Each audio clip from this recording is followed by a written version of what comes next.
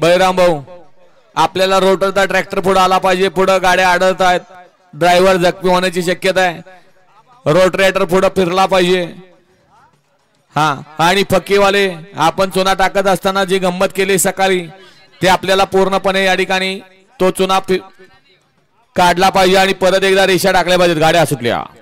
गाड्या सुटल्या. गट क्रमांक 33 सुटला आणि 33 चा रणसंग्राम चालू झाला.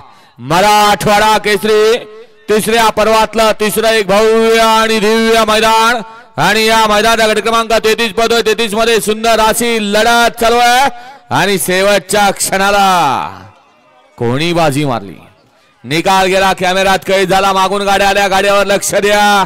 पुढे पळणार या ठिकाणी दोन्ही अँगलचा विचार घेतला जातोय आणि मग निकाल दिला जातोय गट क्रमांक 33 चा. तत्पूर्वी झेंडा पंच गट क्रमांक 34 लावून घ्या.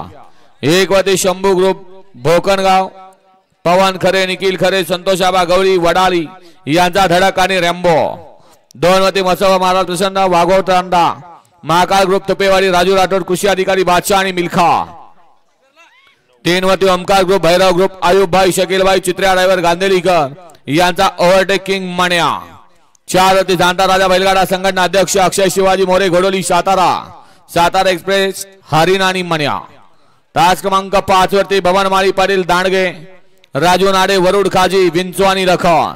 6 वरती परवान सुकाभाऊ वायसर यांचा बच्चन, गणेशवाडी काकाभाऊ राऊत यांचा सुंदर आणि धानोरा. तास क्रमांक 7 वरती समीर परान बालानगर यांचा गुगली आणि अण्णासाहेब